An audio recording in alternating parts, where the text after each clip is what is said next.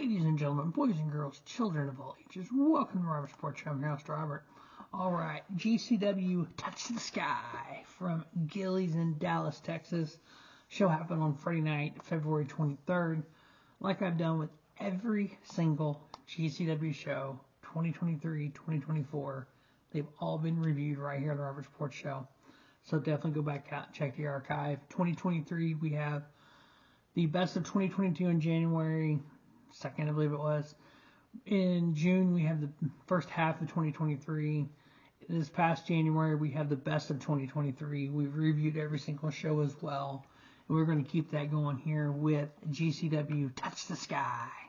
So, first match, 6-person tag match, SC Cunt, One Called Manders, Effie Sawyerek, taking on Jordan Cruz, Kerry Wright, and Max Heights. Less than 10 minutes. Good match. 3 stars.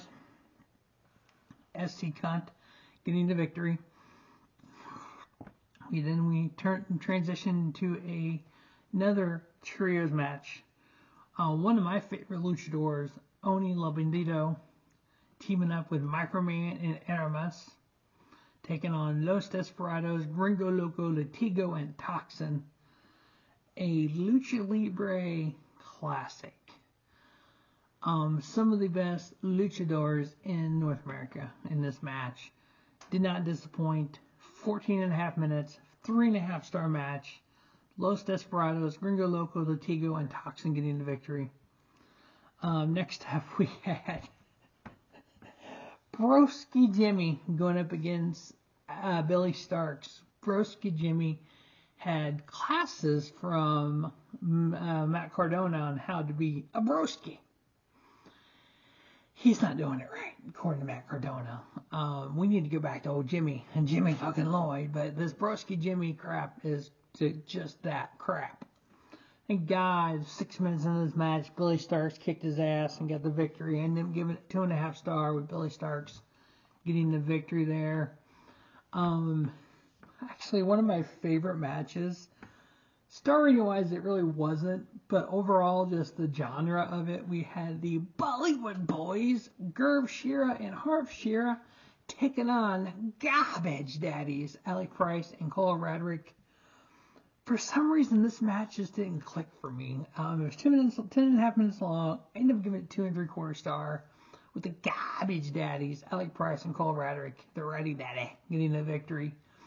I was expecting more out of this.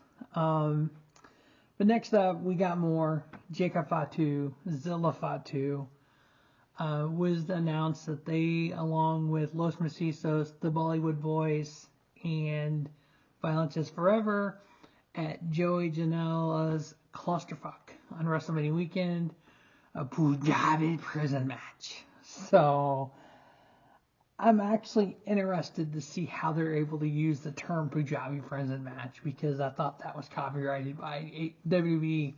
Maybe they let the copyright expire. I don't know, but that's going to be hell fun. That's going to be one of those shows that's on at 11:59 Eastern Time. So those are one of those shows you got to stay really late to watch on WrestleMania weekend. But we're going to review every single show like we did the last couple of years for WrestleMania weekends. It's going to be a fun weekend. We might actually see the debut of Jacob Fatu and Zilla Fatu in the double E part of the bloodline. I'm pretty confident at some point in time Jacob Fatu will be part of that, either on Team Rock or Team Roman's side. But here they took on Los Macizos, Cicope, Medio Extremo. We had some door usage, we had some table, we had some chair usage, we had some door bridge usage, and the Fatus got the victory in 3 3/4 star match. Next up, we had the power of Sam Stackhouse going up against the bad boy, Joey Janela. Overall, this match wasn't bad. When it was first said the match was, I was like, ooh, don't know about this. Sam Stackhouse, big boy. He can wrestle with the best of them, though. 2 3/4 star. Joey Janela getting a victory. Wasn't horrible. Wasn't over the top. It's just a good match.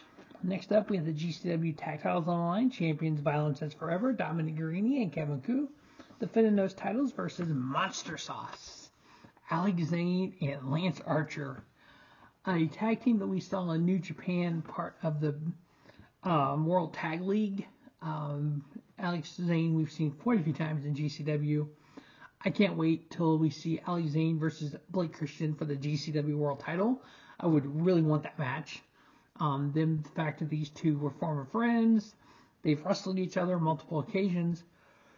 Would love to see that match take place. Hopefully it does. But in this case, Violence is Forever was able to retain their tag titles, ended up giving it 3.5. Next up, we had John Wayne Murdoch and Pagano.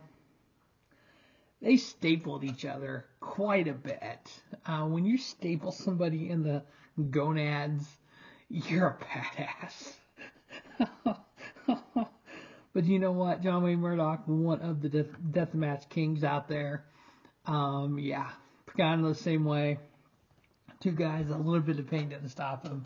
But John Wayne Murdoch getting a victory in a 3.5-star match. Next up, the GCW World Title line champion Blake Christian taking on Fuego del Sol. Almost 27 minutes these two went at it. Overall, good match. Not spectacular. I ended up giving it 3.5 with Blake Christian getting the victory. Fuego del Sol, to me, was just almost there. Alright, the main event. In a Texas bull rope match. You can't have a show in Texas without a Texas bull rope match. But this was a unique Texas bull rope match. We had Manser, formerly known with Second Gear Crew, going up against Alley Catch, one half of Bussy, friends with Effie, part of the Second Gear Crew. They're all one big happy family until Manser turned on Effie and all hell broke loose.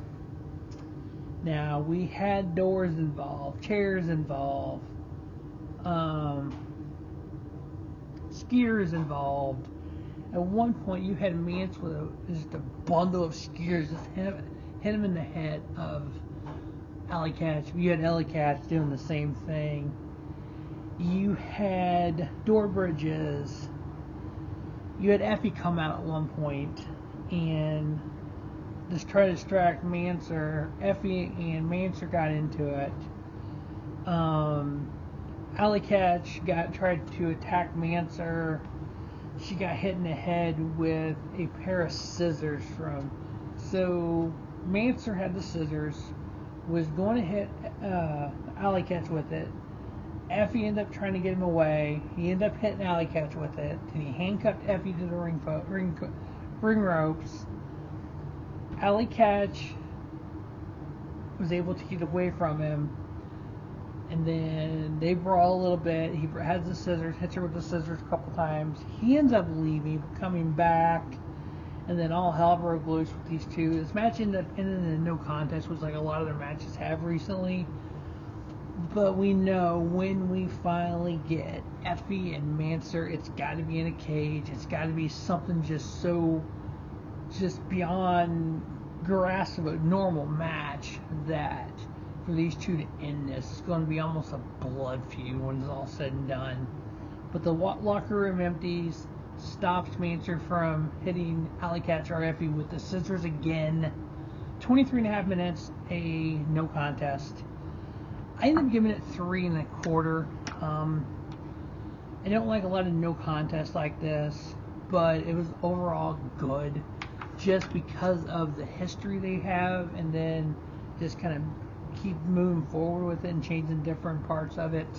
But eventually we're going to get Effie versus Mance Warner, probably a cage or something like that.